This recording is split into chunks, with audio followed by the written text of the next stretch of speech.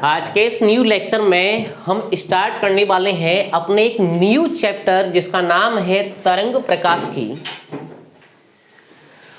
अब साहब चर्चा करें हम इससे पिछले लेक्चर की, तो पिछले लेक्चर में आपको ध्यान हो तो हमने रे ऑप्टिक्स का कंप्लीट रिवीजन किया था। आज के साहब लेक्चर में हम तरंग प्रकाश की बोले तो वेव ऑप्टिक्स का रिवीजन करेंगे। आपको बता दें ये जो आपकी वेव ऑप्टिक्स है ये भी एग्जाम में 6 से 7 नंबर की आती है और रे ऑप्टिक्स भी 6 से 7 नंबर की आती है। दोनों मिलकर जो यूपी बोर्ड आपका लिखकर देता है वो 13 से 14 नंबर का देता है लिखकर।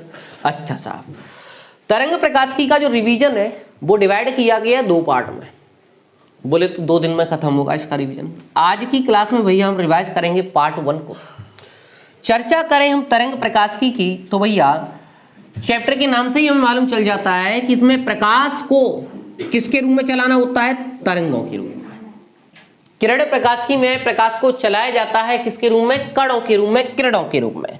अच्छा साहब, सबसे पहला जो टॉपिक आता है अपने सामने वो क्या आता है? हाइगेंस का तरंग सिद्धांत। हाइगेंस एक साइंटिस्ट हुए थे जिन्होंने एक बात बताई थी कि भैया सूर्य का प्रकाश, इतना हम जानते हैं कि सूर्य अपने अंदर से क्या उत्सर्जित करता है? प्रकाश। वैज्ञानिक हाइगेंस का कहना था कि भैया ये जो सूर्य का प्रकाश है वो तरंग प्रकृति द्वारा आता है धरती तक।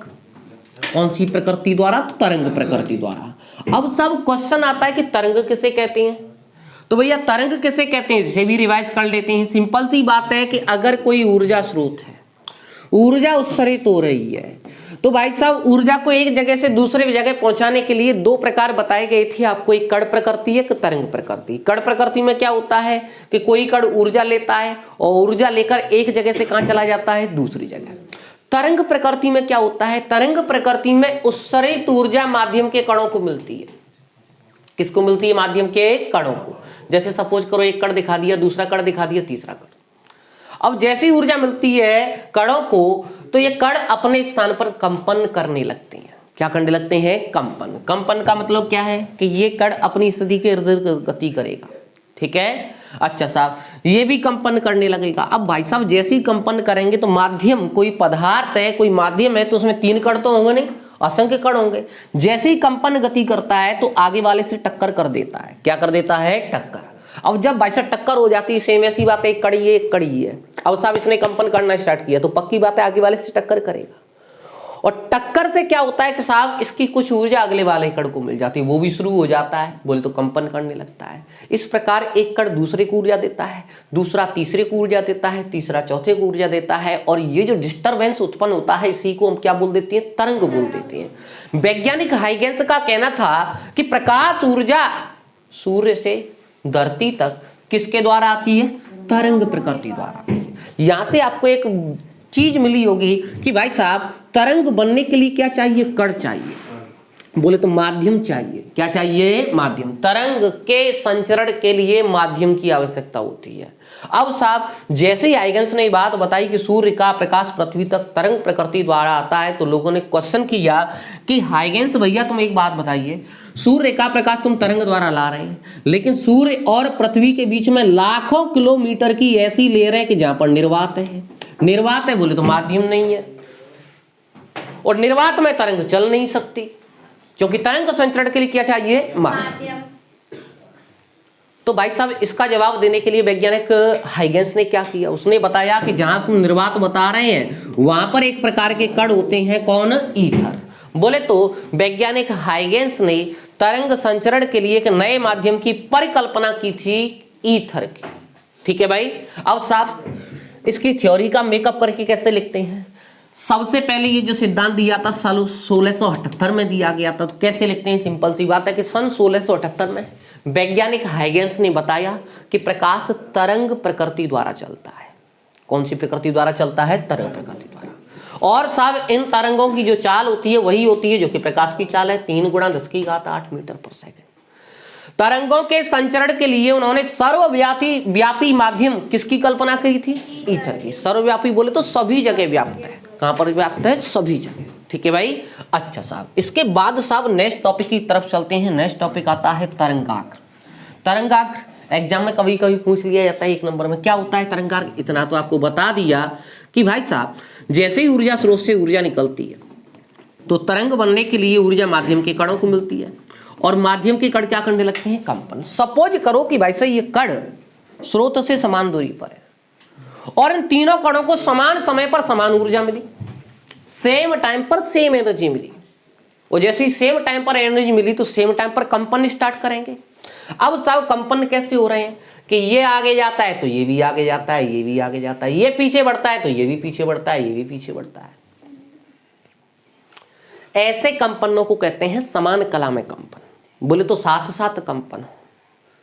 और इन कणों द्वारा जो पृष्ठ बनता है, क्या बनता है, पृष्ठ। इसी पृष्ठ का नाम क्या रखा गया है, तरंगाग्र नाम रखा गया है। तो भाई साहब परिभाषा कैसे लिखते हैं कि किसी माध्यम उपस्थित एक ऐसा पृष्ठ जिस पर उपस्थित सभी कणों के कंपन, जिस पर उपस्थित सभी कणों के कंपन समान कला में हो, इसी को हम क्या बोल देते हैं, तरंगाग्र बोल देते हैं। और भी आगे कण होंगे और भी तरंगाग्र बनेंगे, और भी आगे कण कंपन कर रहे होंगे और भी तरंगाग्र बनेंगे। ठीक है भाई। अच्छा साहब, अब आपको तरंगाग्र से संबंधित कुछ अच्छी बातें याद रखनी है। पहली बात, बिंदु ऊर्जा स्रोत के लिए तरंगाग्र का आकार कैसा होता है, गोलीय। अगर कोई बिंदु ऊर्जा स्रोत है तो उसके जो तरंगाग्र बनते हैं वो कैसे बनते हैं, गोलाकार बनते हैं, गोलीय बनते हैं। ये मैंने तरंगाग्र दिखा दी है। अच्छा साहब, रेखीय ऊर्जा स्रोत के लिए तरंगाग्र का आकार कैसा होता है, बेलनाकार होता है। और साहब तीसरा पॉइंट क्या है कि तरंगाग्र पर खींचा गया लंब प्रकाश किरण को व्यक्त करता है। क्या मतलब है, जैसे सपोज करो ये प्रकाश स्रोत है, इसके तरंगाग्र तो बन गए बिंदु प्रकाश स्रोत है, क्योंकि बिंदु प्रकाश स्रोत के लिए तरंगाग्र का आकार कैसा होता है, गोली। अब भाई साहब मैं इसकी किरण निकालना चाहूं तो इतना तुम जानते हैं कि प्रकाश सीधी रेखा में चलता है जिसे किरण कहते हैं। प्रकाश सीधी रेखा में चलता है जिसे क्या कहते हैं, किरण। और आपको बता दें तीसरा पॉइंट ये कहना चाह रहा है कि किरण और तरंगाग्र एक दूसरे के साथ कितना एंगल बनाते हैं, 90 एंगल बनाते हैं। किरण तरंगाग्र के लंबवत होती है। कहीं तरंगाग्र बना के दी है, अविलंब खींच दी है, किरण बन गई। कहीं किरण बना के दी है, उन पर लंबवत पृष्ठ खींच दीजिए, क्या बन जाता है, तरंगाग्र बन जाता है। ठीक है भाई। चलते हैं साहब अपने नेक्स्ट टॉपिक की तरफ। नेक्स्ट टॉपिक क्या है अपना, प्रकाशीय पथ। प्रकाशीय पथ क्या होता है, प्रकाशीय पथ की बात करें, सिंपल सी बात है, प्रकाश द्वारा तय की गई दूरी, डी फॉर डिस्टेंस, दूरी, और जिस माध्यम प्रकाश चल रहा है उस माध्यम का अपवर्तनांक का जो गुणनफल होता है, उसी गुणनफल को हम क्या बोल देते हैं, प्रकाशीय पथ। प्रकाश द्वारा तय की गई दूरी और उस माध्यम के अपवर्तनांक का जो गुणनफल होता है उसे हम क्या बोल देते हैं, प्रकाशीय पथ। इसके बाद साहब चलते हैं अपने नेक्स्ट टॉपिक की तरफ। नेक्स्ट टॉपिक क्या है, प्रकाश तरंग के एक माध्यम से दूसरे माध्यम में जाने पर तरंग दैर्घ्य पर प्रभाव। क्या है साहब इसका मतलब समझते हैं। कुछ नहीं, सब पुरानी बातें हैं। हमने क्या किया, एक सतह बनाई। क्या बनाई, सतह। मैंने बोला कि सतह के ऊपर वायु है। क्या है, वायु। इस सतह के नीचे कोई और माध्यम है, जैसे कांच हो सकता है, जल हो सकता है, लेकिन है पारदर्शी। कैसा है, पारदर्शी। अच्छा साहब, कोई अन्य माध्यम दिखा दिया, कोई भी अदर माध्यम, कांच जल कुछ भी हो सकता है, अदर माध्यम। अच्छा साहब, कोई प्रकाश आ रहा है, जैसे टॉर्च की लाइट जलाई गई।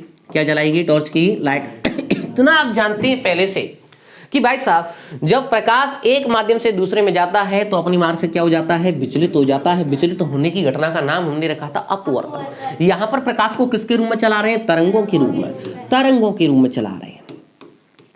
जब तरंग चलती है, क्या चलती है, तरंग चलती है, तो तरंग की चाल का साहब एक फॉर्मूला आता है। क्या फॉर्मूला आता है, इधर ध्यान दो। तरंग की चाल का फॉर्मूला आता है साहब, हिंदी में लिख देता हूं, चाल बराबर आवृत्ति इंटू तरंग दैर्घ्य। ये 9th से ही स्टार्ट हो जाता है, या ना, आवृत्ति इंटू तरंग दैर्घ्य। ये साहब तरंग की चाल का फार्मूला है। चाल को v से लिखते हैं, आवृत्ति को न्यू से लिख देते हैं, तरंग दैर्घ्य को लैम्डा से लिख देते हैं। अब साहब एक बात बताइए, इतना पहले से जानते हैं कि जब प्रकाश वायु में चल रहा है तो वायु में जो प्रकाश की चाल होती है उसे c से लिखते हैं, जिसका मान कितना होता है, 3 × 10⁻⁴। और जब प्रकाश वायु से इसमें प्रवेश करेगा तो पक्की बात है कि इसकी स्पीड क्या हो जाएगी, बदल जाएगी। अलग अलग माध्यम प्रकाश की चाल क्या होती है, अलग अलग होती है। मान लिया इस माध्यम प्रकाश की चाल कितनी है, v। अच्छा साहब, हम क्या करेंगे, ये फॉर्मूला एक बार वायु के लगाएंगे, एक बार किसके लिए लगाएंगे, माध्यम के लिए लगाएंगे। तो लगाते हैं भैया, सबसे पहले हम वायु के लिए वायु में प्रकाश की चाल सी से लिख दी, वायु में आवृत्ति न्यू से लिख दी, वायु में तरंग दैर्घ्य किससे लिख दी, लैम्डा ए से लिख दी, ए फॉर एयर के लिए। सर ये इससे क्या चीज छींक आ रही, इसके साथ भी लगा दो ए एयर के लिए। तो आपको बता दें नई बात और इंपॉर्टेंट बात कि भाई साहब जो आवृत्ति है वो ओनली डिपेंड करती है किस पर, स्रोत पर। प्रकाश कहाँ जा रहा है, कौन से माध्यम से कहाँ जा रहा है, उससे कोई मतलब नहीं है बोले तो आवृत्ति चेंज नहीं होती है। प्रकाश जब एक माध्यम से दूसरे माध्यम में जाता है तो कभी भी आवृत्ति चेंज नहीं होती। ये बात आपको ध्यान रखनी है क्योंकि आवृत्ति डिपेंड करती है किस पर, स्रोत। तुम स्रोत चेंज करोगे तभी आवृत्ति चेंज होगी, अन्यथा आवृत्ति चेंज नहीं होगी। ठीक है भाई। अच्छा साहब, तो हमने बाई के लगा दिया। अब सब यही फॉर्मूला अन्य माध्यम के लिए लगाएं। अन्य माध्यम के लिए, अन्य माध्यम में चाल चेंज हो जाएगी, चाल चेंज होने से तरंग दैर्घ्य चेंज हो जाएगी जिसे लैम्डा एम से लिखा, लेकिन आवृत्ति चेंज नहीं होगी। इसे मैंने समीकरण सेकंड मान लेता हूं, इसे समीकरण क्या मान लेता हूं, फर्स्ट। हमें सब तरंग दैर्घ्य का फॉर्मूला बनाना है, एक रेडीमेड फॉर्मूला। कैसे बनाएंगे, मैंने क्या किया कि समीकरण फर्स्ट में भाग लगा दिया किसका, सेकंड का। समीकरण first divide by second, first divide by second करें तो क्या आ जाएगा, C अपॉन V आ जाएगा, क्योंकि इस साइड में साइड का भाग लगेगा तो C अपॉन V बराबर आवृत्ति से आवृत्ति कैंसिल हो जाएगी, लैम्डा ए अपॉन लैम्डा एम आ जाएगा, लैम्डा ए अपॉन लैम्डा एम आ जाएगा, C अपॉन V। आप जानते हैं बहुत ही पुराना फॉर्मूला है अपवर्तनांक का। भाई साहब लैम्डा ए अपॉन लैम्डा एम आ जाएगा। अगर हम लैम्डा एम का मान निकालें यहाँ से तो लैम्डा एम इधर लाएंगे, एन इधर लाएंगे, तो भाई साहब यहाँ से एक अपने पास फॉर्मूला बन गया कि किसी माध्यम में तरंग दैर्घ्य वायु की तरंग दैर्घ्य की बट्टे एन होती है, जहां पर एन है अपवर्तनांक। क्या है, अपवर्तनांक। लैम्डा ए है वायु में तरंग, ए फॉर एयर में तरंग दैर्घ्य, lambda M, M for medium में तरंग दैर्घ्य, या फिर हिंदी में एम फॉर माध्यम। ठीक है भाई। अच्छा साहब, इसके बाद चलते हैं अपने नेक्स्ट टॉपिक की तरफ, व्यतिकरण। चर्चा करें हम व्यतिकरण की, एक घटना का नाम है और यह घटना साहब होती है ओनली तरंगों में। कैसे होती है, जैसे सपोज करो कि साहब एक स्रोत यहां पर रखा गया है, उससे जो ऊर्जा निकल रही है वो तरंग प्रकृति द्वारा चल रही है, इसकी तरंग जा रही है। एक स्रोत यहां पर रखा है, इसमें से भी तरंग निकल रही है, और साहब स्रोत इतने पास है, इतने पास है कि इससे निकलने वाली ऊर्जा की तरंग है और इससे निकलने वाली साहब तरंग है आपस में मिक्स हो रही है, मर्ज हो रही है। सेम ऐसी बात है कि जैसे सपोज करो कि मैं बोल रहा हूं, मेरे पड़ोस में आकर एक और व्यक्ति खड़ा हो गया, वो भी बोलने लगे, मेरी आवाज उसकी आवाज मिक्स हो रही है, वो लगाए दे भैया ले भैया मैं भी लगाऊं साहब, तो उसकी आवाज और मेरी आवाज क्या हो रही है, मिक्स हो रही है। बोले तो ध्वनि तरंगें क्या हो रही है, मिक्स हो रही है। अच्छा साहब, मिक्स होने को साहब फिजिक्स की लैंग्वेज में बोलते हैं अध्यारोपण। क्या बोलते हैं, अध्यारोपण। तो जब दो तरंगें आपस में मिलती हैं, अध्यारोपित होती हैं, तो उनके मिलने से कहीं कहीं पर तो तीव्रता बढ़ जाती है और कहीं कहीं पर तीव्रता घट जाती है। कहीं पर तीव्रता बढ़ जाती है, कहीं पर तीव्रता घट जाती है, और तीव्रता बढ़ने या घटने की जो घटना है उसी घटना का नाम क्या रखा गया है, व्यतिकरण। अब सब थ्योरी का मेकअप करके बोलूं, सिंपल सी बात है कि जब समान आवृत्ति की और लगभग समान आयाम की दो तरंगें आपस में अध्यारोपित होती हैं, क्या होती हैं, अध्यारोपित, तो कुछ बिंदुओं पर तीव्रता अधिकतम हो जाती है, कुछ बिंदुओं पर तीव्रता न्यूनतम हो जाती है, और ये तीव्रता अधिकतम न्यूनतम होने की घटना को हम क्या बोलते हैं, व्यतिकरण कहते हैं। क्या कहते हैं, व्यतिकरण। व्यतिकरण भैया दो प्रकार के होते हैं, कौन कौन से आपको दिख रहा है, एक तो वो व्यतिकरण जहां पर तीव्रता क्या होती है, अधिकतम, जिसे कहा जाता है समपोषी व्यतिकरण, समपोषी व्यतिकरण कहते हैं, और एक वो व्यतिकरण जहां पर तीव्रता क्या होती है, न्यूनतम होती है, कम हो जाती है, उसे कहा जाता है विनाशी व्यतिकरण। अच्छा साहब, समपोषी व्यतिकरण और विनाशी व्यतिकरण। अब साहब क्वेश्चन आता है कि ठीक है भैया तीव्रता बढ़ेगी घटेगी, लेकिन कितनी होगी, बढ़कर घटकर। जैसे सपोज करो कि पहली तरंग की तीव्रता I1 है, दूसरी की कितनी है, I2 है, तो साहब परिणामी तीव्रता कितनी हो जाएगी।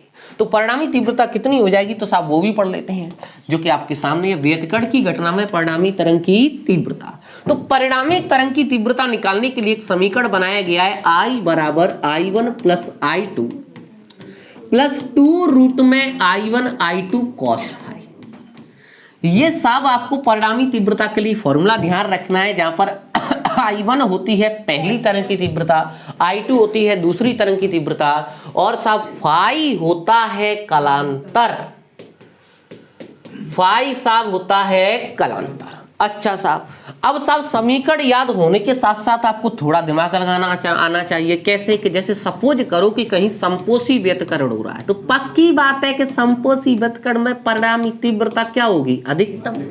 ये तीव्रता अधिकतम तब होगी जब ये अधिकतम होगा। तो सिंपल सी बात है, कैसे रखते हैं? I1 प्लस I2 2 रूट में I1 I2, ये तो साफ फिक्स है, लेकिन cos फाई का अधिकतम मान रख देते हैं, और cos फाई का अधिकतम मान होता है कितना? 1। जैसे ये 1 रख देते हैं, समीकरण बन जाता है। समीकरण बन जाता है कौन सा? ये सब समीकरण बन जाता है रूट में I1 प्लस रूट में I2 का होल स्क्वायर। इसी प्रकार अगर तीव्रता का न्यूनतम मान निकाला जाता है, मिनिमम मान निकाला जाता है, तो अपना आता है रूट में I1 माइनस रूट I2 का होल स्क्वायर। ठीक है भाई, ये चीजें आपको ध्यान रखनी है। ये चीज याद होती है तो ये भी याद रह जाते हैं। बस एक में प्लस होता है, एक में क्या होता है? माइनस, क्योंकि न्यूनतम मान के लिए न्यूनतम रखेंगे। कॉस का न्यूनतम मान कितना होता है? -1 होता है। अच्छा साहब भैया, इसके साथ भैया दूसरी बात, जैसे आपको परिणामी तीव्रता, ऐसे ही एक फॉर्मूला ध्यान रखना होता है परिणामी आयाम का। परिणामी आयाम, ऐसे जी आयाम किसे बोलते हैं भैया? तरंग बनती है तो तरंग में कंपन होते हैं।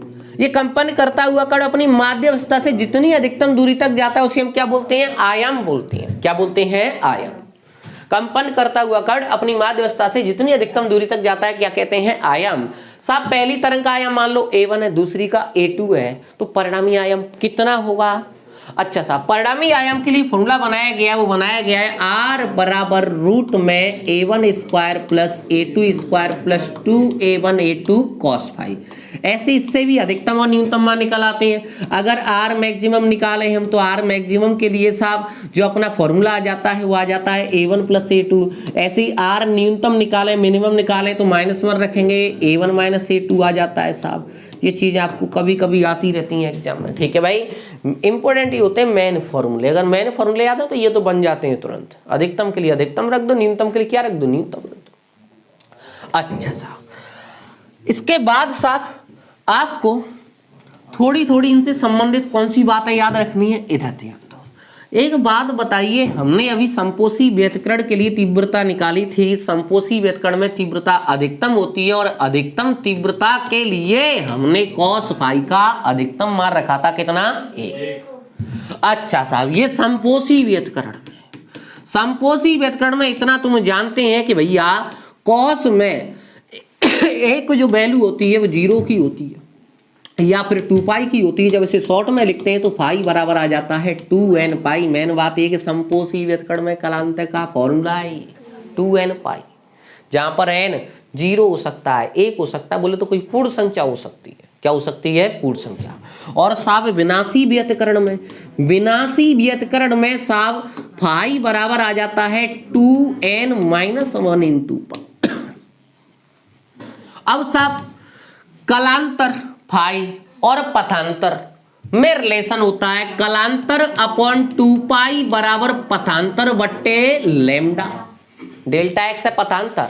एक तरंग चली 2 मीटर, एक तरंग चली 4 मीटर, तो पथ में अंतर कितना हो गया? 4 में से 2 घटा देंगे। पथांतर और कलांतर में संबंध होता है। अच्छा साहब, कलांतर अगर समपोषी व्यतकरण का रखें, समपोषी व्यतकरण का रखें यहाँ पर 2n पाई, तो समपोषी व्यतकरण का पथांतर निकल के आ जाता है n लैम्डा। ऐसे विनाशी व्यतकरण का यहाँ पर रखें तो विनाशी व्यतकरण का पथांतर निकल के आ जाएगा 2n माइनस 1 लैम्डा बट्टे 2। लेकिन कम यूजेबल फॉर्मूले होते हैं। ठीक है, ये मेन चीज ये है कि आपको 2 फॉर्मूले बताए गए, परिणामी तीव्रता और परिणामी आयाम के, वो आपको याद रखने हैं। उनका तो कभी कभी एग्जाम में डेरिवेशन भी आ जाता है। अच्छा साहब, इसके बाद साहब नेक्स्ट टॉपिक आता है व्यतिकरण प्राप्त करने के लिए आवश्यक शर्त है। कुछ नहीं है, अगर हमने परिभाषा समझ के याद की है तो उससे ही शर्तें बन जाती हैं। कैसे? एक बात बताओ, परिभाषा में मैंने एक बात बताई थी कि व्यतिकरण किसे कहते हैं? कि भाई साहब 2 स्रोत से उत्सर्जित तरंगें आपस में मिलती हैं।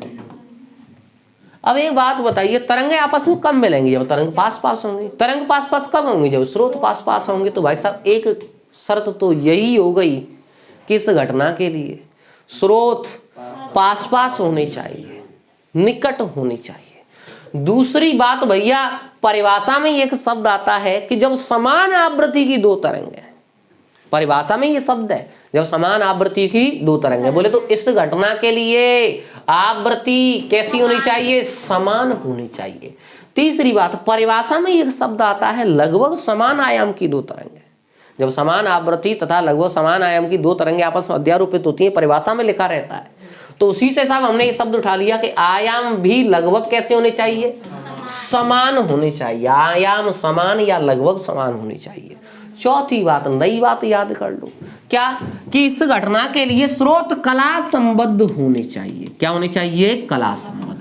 अब सब क्वेश्चन मार्क आता है कि कला संबद्ध स्रोत क्या होते हैं, कला संबद्ध स्रोत क्या होते हैं? तो सिंपल सी बात है कि ऐसे स्रोत जिनसे उत्पन्न तरंगों के मध्य जो कलांतर है वो समय के साथ कैसा रहना चाहिए? नियत, बदलना नहीं चाहिए। अगर पहले 30 डिग्री है कलांतर तो बाद में भी 30 ही रहना चाहिए। ऐसे स्रोत जिनसे उत्पन्न तरंगों के मध्य कलांतर नियत रहे उसी को हम क्या कहते हैं?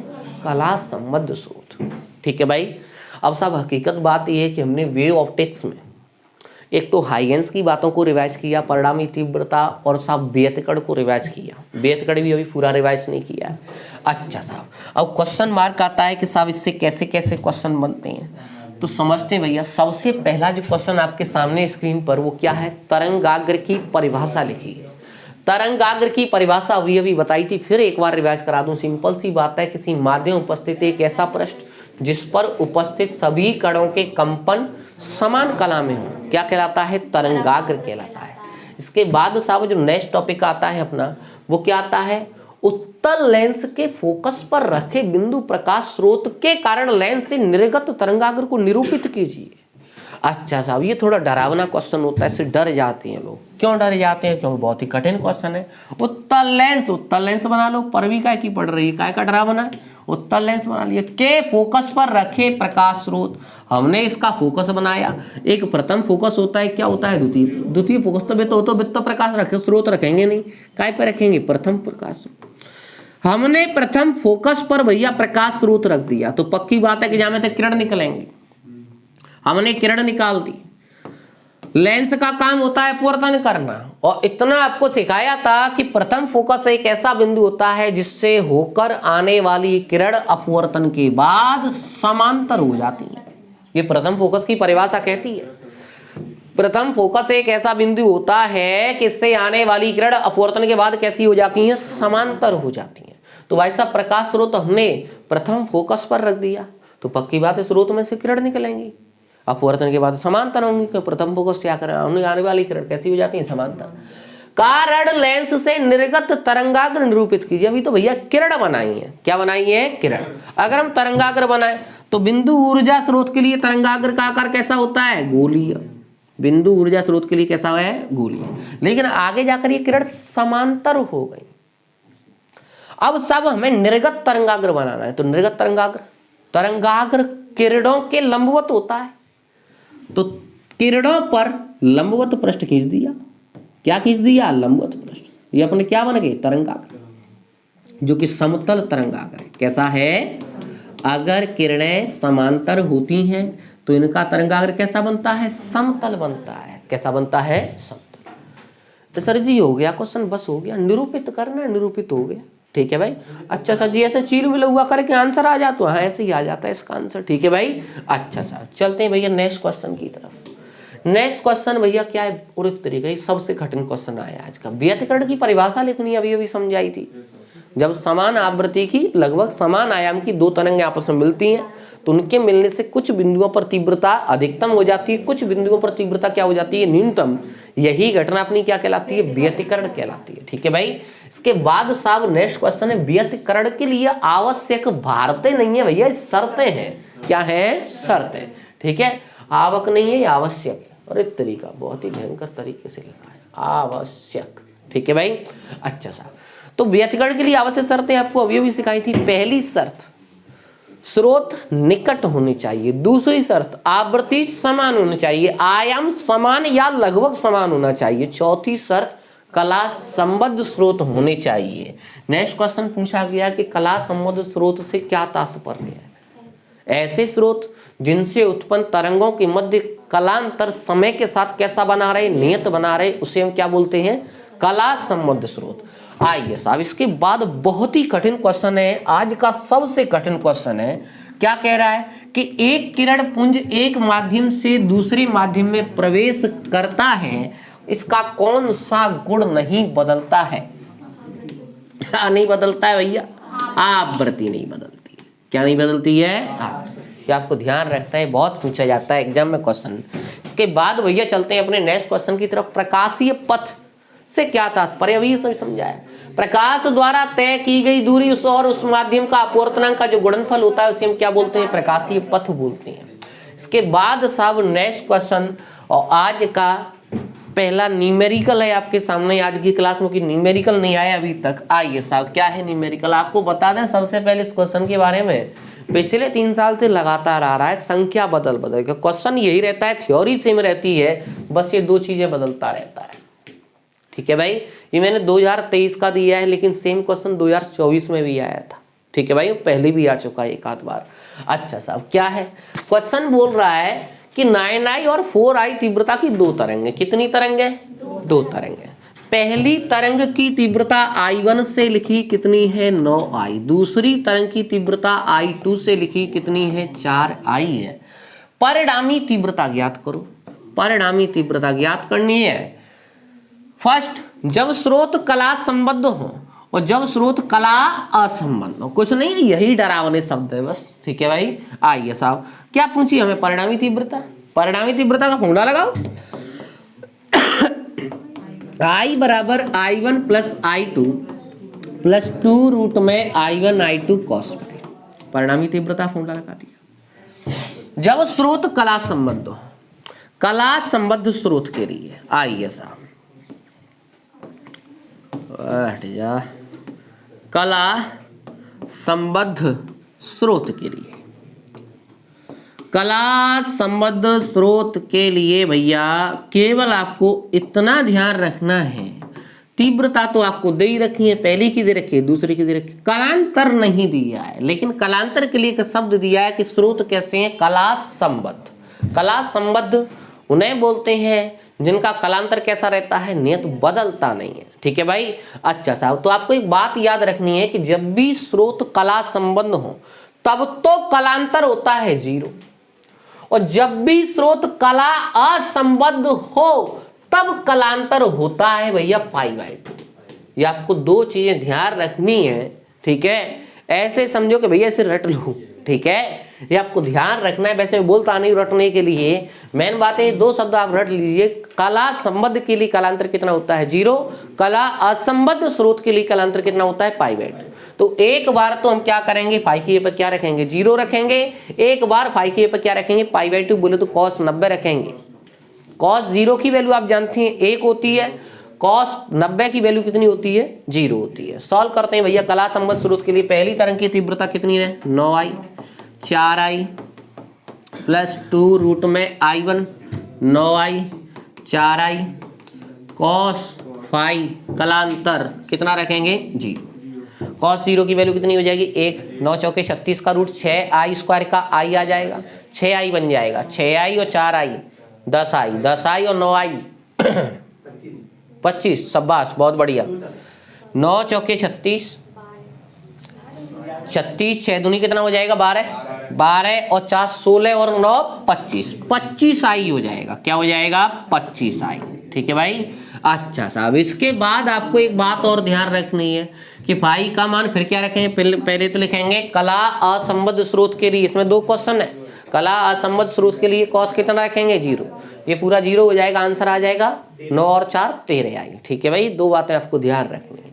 चल भाई, इसके बाद क्वेश्चन खत्म हो गए आज के। ठीक है भाई, मेन बात ये है कि भैया आज का जो लेक्चर था इसमें आपको वियतिकरण और हाइगेंस की बातों को रिवाइज कराया गया। कल का जो अपना रिवीजन रहेगा वैज्ञानिक थॉमस यंग ने एक प्रयोग किया था व्यतिकरण के ऊपर। एक तो प्रयोग रहेगा, विवर्तन रहेगा और ध्रुवण रहेगा। ठीक है भाई, इसके बाद भैया मिलते हैं आपसे पार्ट 2 के साथ, बोले तो नेक्स्ट लेक्चर में।